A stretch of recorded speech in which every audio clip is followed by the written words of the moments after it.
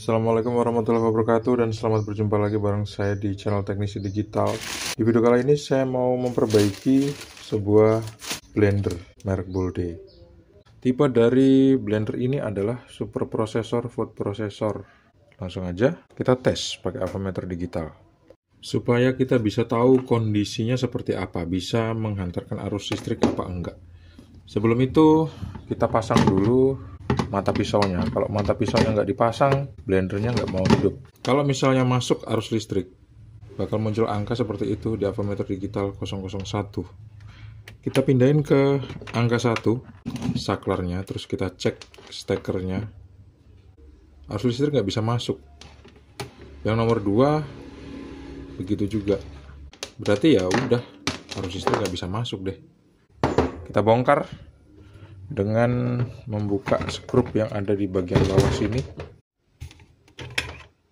Kita tes motornya dulu pakai avometer dengan cara menempelkan ke ujung arang ini yang kabel warna hitam dan ujung arang di kabel warna putih.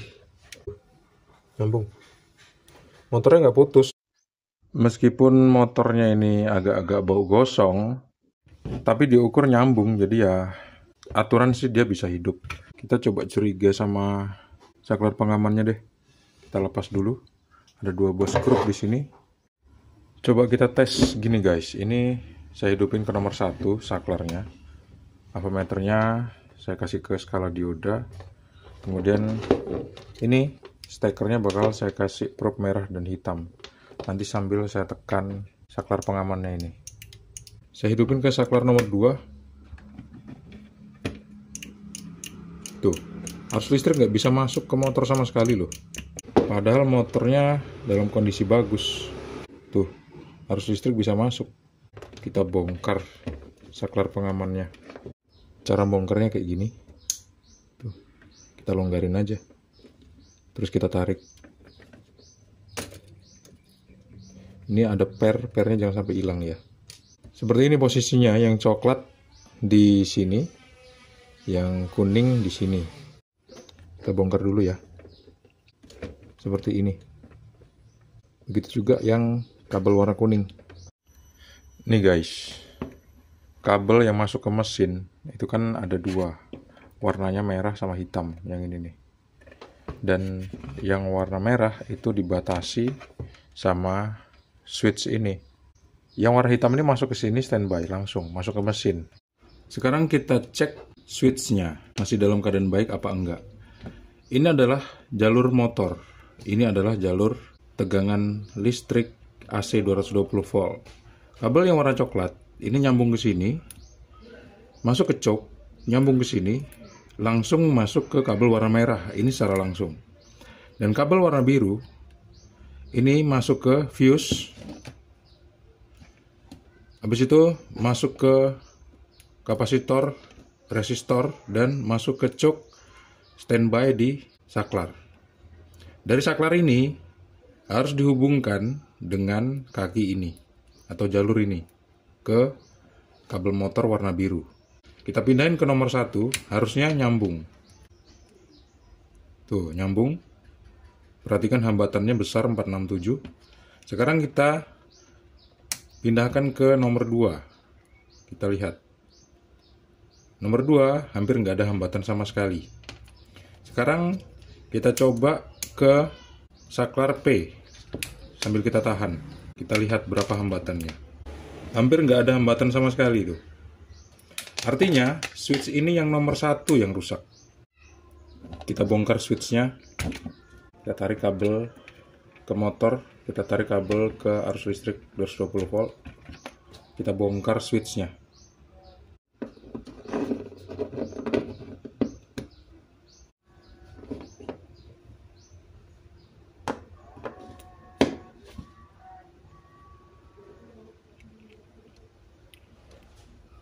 Coba kita renggangin lagi. Terus kita pasang ulang. Kita tes lagi apakah lancar. Sekarang nomor 0 nggak nyambung. Nomor 1 nyambung, hambatannya tetap gede. Nomor 2 bagus. Saklar P bagus. Saklar nomor 1 yang masih bermasalah. Langsung aja kita ganti switchnya karena saya udah ngedapetin switch yang baru seperti ini. Ingat posisinya coklat merah-merah nih di sebelah atas, terus biru merah kuning itu di sebelah bawah. Satu switch yang baru udah saya solder kayak gini. Sekarang kita pasang di posisinya. Kita lanjut ke switch yang kedua. Dan ini switch yang kedua kita pasang di sini. Pas sudah pas posisinya, kita dorong sampai bunyi ceklik-ceklik. Sekarang tinggal kita pasang tombol saklar pengamannya di sini. Sebelum kita colokin ke arus listrik 220 volt, kita tes dulu korslet apa enggaknya. Di nomor 0 enggak korslet, kita pindahin ke nomor 1, nggak hidup. Nomor 2 juga nggak hidup. Sama sekali loh. Coba deh, kita langsung tes aja. Kita colokin ke arus listrik 220 volt, kira-kira bisa hidup apa enggak. Sekarang posisinya nomor 0. Bismillahirrahmanirrahim.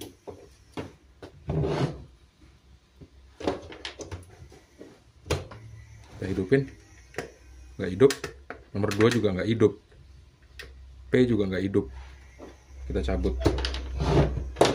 Kalau gitu coba kita tes untuk mengganti switchnya. Pantes sih dia nggak hidup karena aku lupa. Saklar pengamannya tuh belum diaktifin. Gimana dia mau hidup?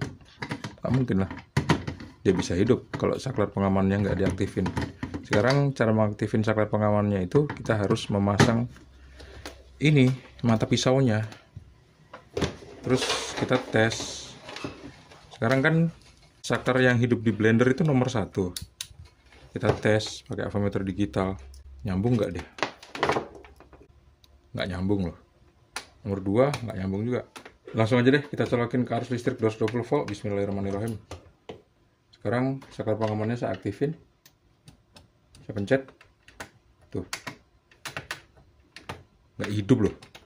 Padahal saklar pengamannya udah diganti. Oke lah kalau gitu kita lanjut untuk coba ganti switchnya dengan switch yang baru. Mana tahu bisa hidup lagi.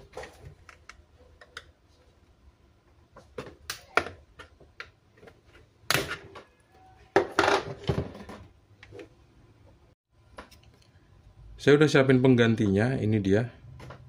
Kita pasang ya. Ini kabel ke arus listrik 220 volt. Dan ini kabel ke motor.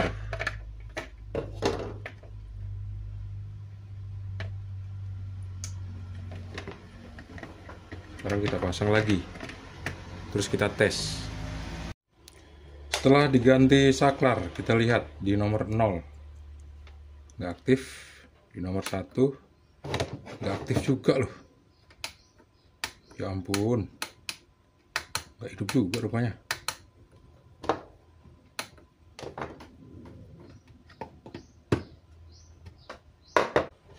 Coba kita colokin ke arus listrik 220 volt. Bismillahirrahmanirrahim. Nggak hidup loh. Wah, parah.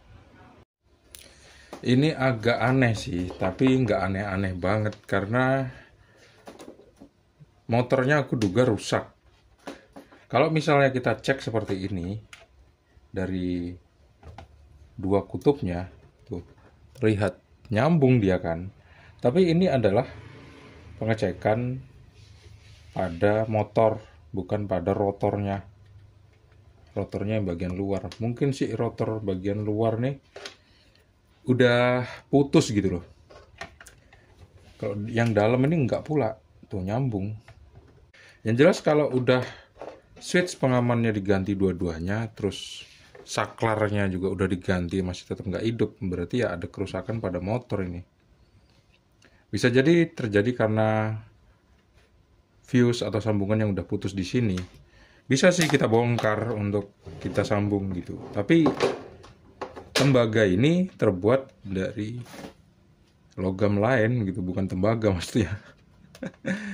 Dari aluminium, kalau dilepas terus dipasang lagi pun nggak bisa disolder. Males aku ngerjainnya. Nih, kita bisa ngelihat ya, di sini ini meleleh loh. Artinya memang udah overheat. Dan kalau dicium pun udah bau gosong, berarti ya motornya udah rusak. Kita ganti aja lah motornya ya. Jadi kesimpulannya motornya rusak.